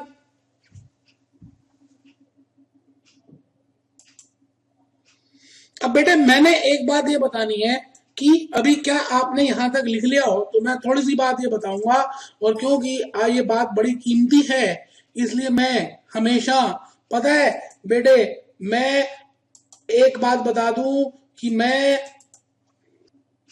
ठीक है बेटे, अब सुनिएगा, बस क्लास का आखिरी ही पहर चल रहा है। मैंने ये बताने की कोशिश की है बेटे आपको सभी को कि एक्सचेंज रेट जो हम करने वाले हैं, एक्सचेंज रेट जो हम करेंगे, एक्सचेंज रेट जो हम करेंगे, एक मिनट बेटा, जरा थोड़ा सा कहीं पे दुनिया की फोटो आ गई मेरे बेटे, दुनिया की फोटो आ गई मेरे बेटे। कंसेप्ट नंबर 6 को ध्यान रखिएगा जो मैं बताने जा रहा हूं। कंसेप्ट नंबर 6 में लिखा हुआ है exchange rate, exchange rate, exchange rate, exchange rate.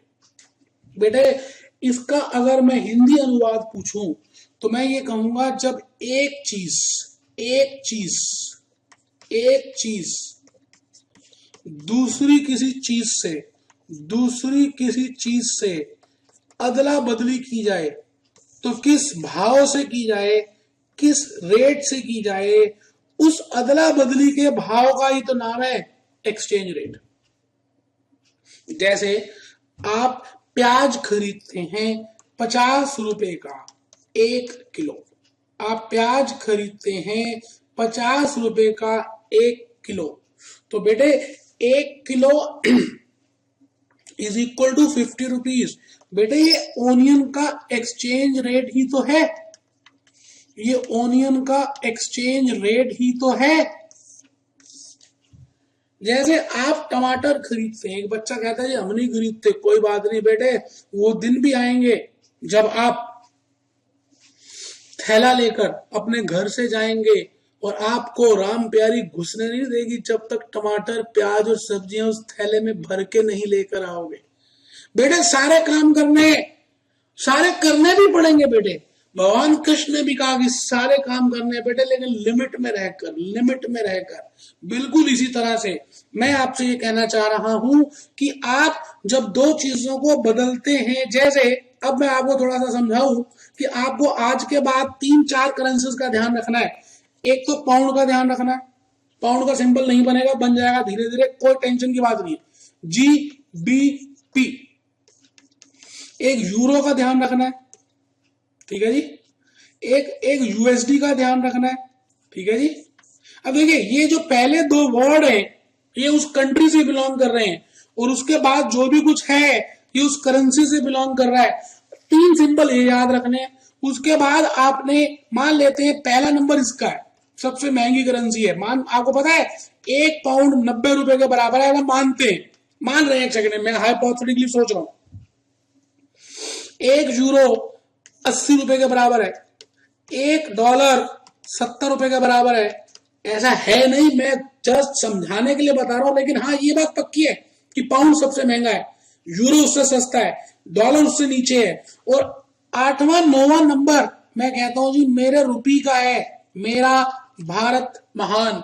रुपी, रुपी, रुपी, और 10वां नंबर है येन का। बस दोस्तों 5 करेंसीज अगर आप याद कर लेंगे ना, और एक नियम याद रख लेंगे कि पहले 2 वर्ड्स उस कंट्री से बिलोंग करते हैं और थर्ड वर्ड उस करेंसी से बिलोंग करता है, तो मैं ये समझता हूं कि आप इस दुनिया के सभी क्वेश्चंस कर डालेंगे। और 5 सिंबल्स ध्यान में रखने हैं जी, मैं रिपीट करके बनाता हूं। देखिए, पाउंड, यूरो, डॉलर, रुपी, येन। अब आपको मालूम है कि इस दुनिया में जो रूल कर रहा है ना इस समय, डॉलर कर रहा है। आपको पता है जब ये दुनिया बनी थी तो सबसे पहले ग्रोथ कहां आई थी? यूरोप में आई थी, और यूरोप के बाद यूनाइटेड स्टेट्स ऑफ अमेरिका में ग्रोथ आई, और अभी भी चल रही है। और उसके बाद कहते हैं कि 4 कंट्रीज ग्रो करेंगी जिनका नाम है brick, Brazil, Russia, India and China, और कर भी रही है। तो मैं आपसे कह रहा हूं इस समय यूएसए का बोलबाला है जी पूरी दुनिया में। आपको ऑयल खरीदना है, आपको चॉकलेट्स खरीदनी है, आपको कुछ भी खरीदना है, आपको सोना खरीदना है, आपको ऑस्ट्रेलिया की मसाजेस करानी है, इस दुनिया में कुछ भी करना है, यकीन मानिए आपको डॉलर से ही एक्सचेंज रेट पता होना चाहिए, डॉलर से ही एक्सचेंज कैलकुलेट करेंगे। इसलिए मैं आपसे ये कहता हूं कि $1 का जब मैं रेट लिखता हूं 60 रुपीज, तो this is the exchange rate between,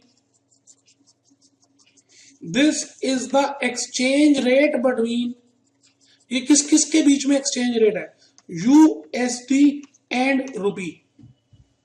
exchange rate between USD and रुपी, ये यूनाइटेड स्टेट्स ऑफ डॉलर और रुपी के बीच में एक्सचेंज रेट है मेरे बेटे। अब इस किसी भी एक्सचेंज रेट में एक करेंसी जो होती है बेटे उसको बोलते हैं बेस करेंसी। इस बात को सुनना है ध्यान से। और बेटे एक करेंसी होती है कोट करेंसी, जैसे खिलता हुआ गुलाब। आपने वो मूवी देखी थी 1942 अ लव स्टोरी? उसमें गाना था जो मुझे अभी ध्यान में आ रहा है, एक लड़के ने एक लड़की को देखा तो कैसा लगा। वो लड़का रिप्रेजेंट कर रहा है एक लड़की को देखकर, जैसे सर्दी की धूप, जैसे गर्मी का एसी, जैसे खिलता हुआ गुलाब। ये कौन कह रहा है? लड़का कह रहा है। मैं आपसे यही बात कह रहा हूं कि जब आप किसी भी एक्सचेंज रेट को देखेंगे तो उसमें एक करेंसी फिक्स्ड होगी और दूसरी करेंसी वेरिएबल होगी। ये करेंसी फिक्स्ड है और ये करेंसी वेरिएबल है। अब फिक्स्ड की जगह आप उसका नाम बेस भी लिख सकते हैं और वेरिएबल की जगह आप उसका नाम कोड करेंसी भी लिख सकते हैं। फिक्स्ड बेस को आप यूनिट करेंसी भी कह सकते हैं। तो बात समझ लीजिएगा, in this exchange rate quotation, इस exchange rate quotation में USD is base currency and rupee is variable और quote currency, and rupee is variable और कोट करेंसी। तो आपको किसी भी कोटेशन में यह जरूर चेक करना है कि उसमें बेस क्या है और कोट क्या है। तो इन्हीं बातों के साथ मैं एक क्वेश्चन तो जरूर कराना चाहूंगा दोस्तों आपको, और उसके बाद अगली लेक्चर में हम और भी डिस्कस करेंगे। आप क्या करें, फर्स्ट क्वेश्चन मैं पेज नंबर बता रहा हूं, आप बुक को खोल लें। वैसे बुक तो आपने खोली हुई है। प्रैक्टिकल क्वेश्चंस में मैं चाहता हूं पहला क्वेश्चन ही खोल लें, पेज नंबर 371। अब दोस्तों एक क्वेश्चन जो मैंने आपको अभी लेक्चर में बताया है पूरा सॉल्व किया मैंने, बट द पॉइंट इज कि उसमें पूरा क्वेश्चन आया नहीं था, तो मुझे लगा कि चलो शायद आपको प्रॉब्लम ना हो, तो मैं वही क्वेश्चन को एक बार दिखा रहा हूँ, और आप चाहता हूँ कि आप एक बार दोबारा से उसको 10 मिनट का एक क्वेश्चन है, क्वेश्चन नंबर फर्स्ट अभी हमने लेक्चर में मैंने डिस्कस किया, जो मैंने कॉपी पेस्ट किया वो लेक्चर, बट उसमें मेरे को ऐसा लगा कि फर्स्ट क्वेश्चन शायद मैंने पूरा आपको बुक से शो नहीं किया। अब बेटे कोई भी बुक है उसकी टेंशन छोड़ दीजिए, अभी आपको फॉरेन एक्सचेंज, इंटरनेशनल फाइनेंस की बेसिक पार्ट्स को सीखना है। तो मैं क्या करूंगा, जो भी कंसेप्ट कराऊंगा उसके क्वेश्चंस आपको दिखाता रहूंगा।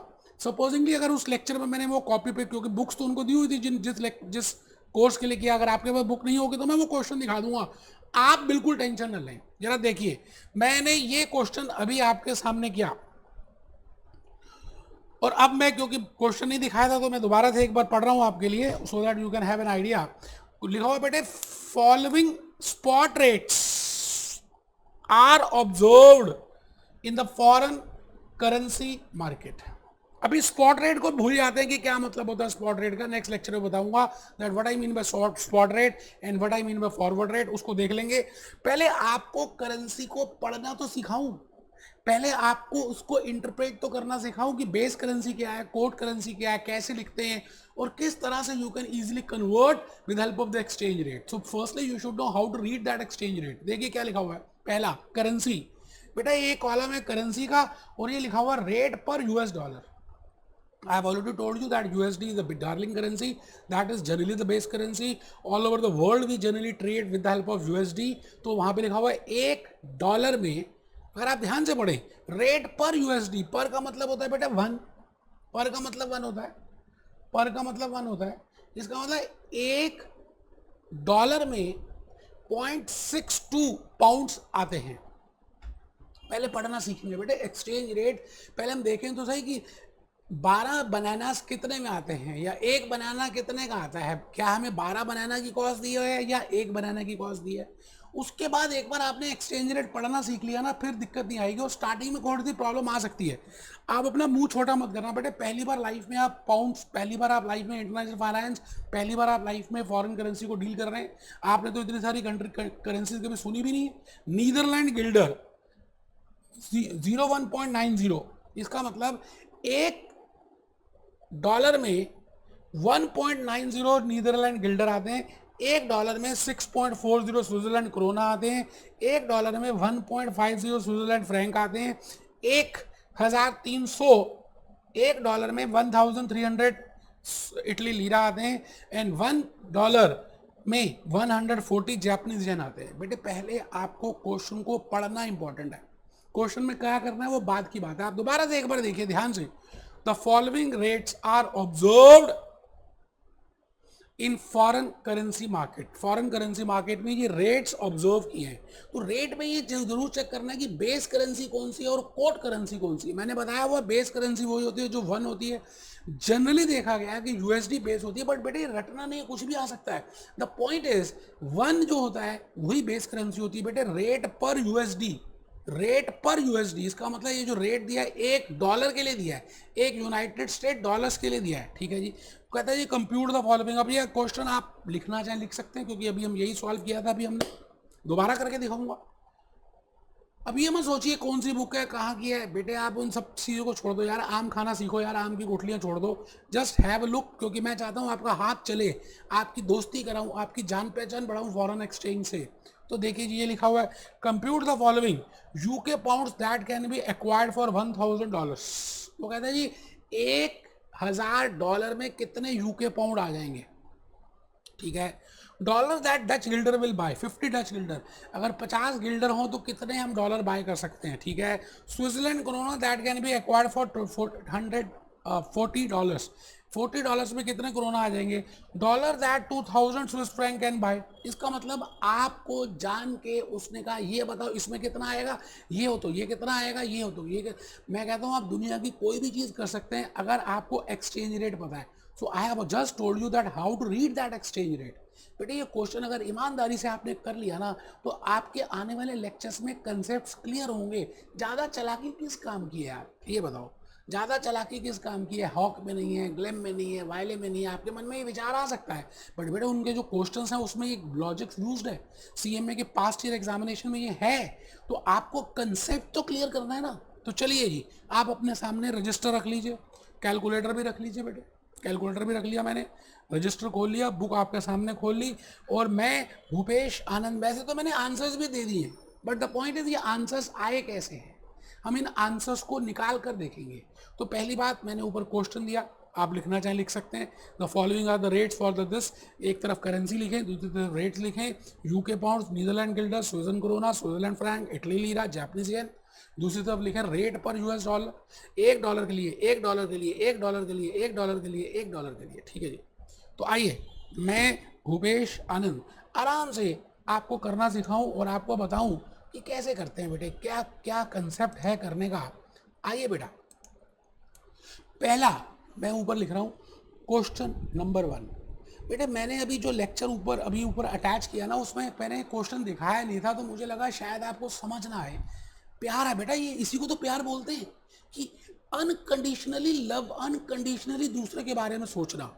तो मैं लिख रहा हूं जी, $1 इज इक्वल टू 00.62 पाउंड्स। आराम से देखिए, कोई जल्दी है ही नहीं, मैं जान के हाल बेटे।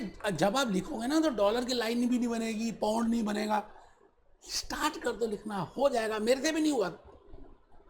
पहले बताओ, ये एक्सचेंज रेट समझ आ रहा है?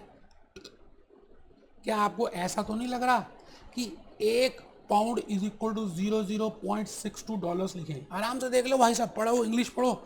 आपको 4th 5th क्लास की सिंपल इंग्लिश लगानी है, और उस इंग्लिश से समझ आ जाएगा कितने में कितना, इतने में कितना, तो कितने में कितना। मेरी बात समझ रहे हैं? Whether $1 is equal to how many pound, और 1 pound is equal to how many dollar, that you have to find out, because that is given in the question. Sincerely you have to read it. तो मुझे लगता है आप सबको ये बात तो समझ आ गई है कि ऊपर जो कोटेशन, जो एक्सचेंज रेट दिया है, वो ये दिया है बेटे $1, क्योंकि लिखा हुआ रेट पर डॉलर, लिखा हुआ ना, लिखा हुआ है नहीं बेटे, रेट पर डॉलर दिया हुआ है, तो मैंने पर को 1 मान लिया। अच्छा, अब क्वेश्चन अगर पढ़ें तो लिखा है जी, फर्स्ट आपने क्वेश्चन देख लिया होगा बेटे। क्वेश्चन नहीं देखा तो एक बार दोबारा से देख लेते हैं आराम से। देखो जी, क्वेश्चन को आराम से देख लो, फिर मैं बार बार चेंज नहीं करूंगा। पहला है UK pounds that can be acquired for $1,000, लिख ही लो। ऊपर वाला पार्ट लिख लिया, ये लिख लिया, लिख लो। 1 मिनट दे रहा हूँ बेटा, लिख लो, लिख लो बेटा, समझदार बच्चे होते हैं, लिख लेते हैं, ठीक है। अच्छा, आप इसको वीडियो को होल्ड करके लिख सकते हैं, कंप्यूट द फॉलोइंग। अब मेरे को 6 के 6 पार्ट्स की ये कैलकुलेशंस करनी है, कंप्यूट द फॉलोइंग, ठीक है। और नीचे आंसर्स भी दिए हुए हैं, लेकिन ये आंसर्स हम अभी खुद ही कैलकुलेट करेंगे, हमें इन आंसर्स का क्या लेना है, वी विल कैलकुलेट आवरसेल्फ, ठीक है जी। तो आइए, मैं दोबारा से आपको अपनी शीट में लेके जा रहा हूँ, और हम वहाँ पे करेंगे। पहला था UK pounds that can be acquired for $1,000, ठीक है जी। तो मैं यहाँ साफ सुथरी शीट में दोबारा से रेट लिख रहा हूँ, $1 इज इक्वल टू 00.62 पाउंड्स। एक बात बताओ जी, मैथमेटिक्स तो आप सबने 4th 5th 6th क्लास में की होगी। मैथमेटिक्स में एक होता था क्रॉस मल्टीप्लीकेशन। क्रॉस मल्टीप्लीकेशन में क्या होता था कि आप क्या करते थे, क्रॉस मल्टीप्लाई करते थे, बट उसको लिखने का तरीका आपको पता होना चाहिए था। जैसे जैसे मैं कहता हूँ, एक चीज़ गिवन है और उससे ये रिलेशनशिप आ रही है, दिस इज द रिलेशनशिप, तो दूसरी चीज भी गिवन होगी, गिवन के नीचे गिवन। जैसे जैसे मैं क्या कहना चाह रहा हूं, वैसे ऊपर मैंने एक्सचेंज रेट लिखा, $1 इज इक्वल टू 0.62 पाउंड्स। अब नेक्स्ट फर्स्ट पॉइंट गिवन है, UK pounds that can be acquired for $1,000। इसका मतलब आपको $1,000 दिए हैं। तो बेटे आप ये बताओ, गधों के नीचे गधे, घोड़ों के नीचे घोड़े नहीं लिखते? मतलब भाई डॉलर आपको ऊपर रेट दिया, $1 में इतने पाउंड, तो $1,000 में कितने होंगे, तो डॉलर के नीचे तो डॉलर लिखेंगे।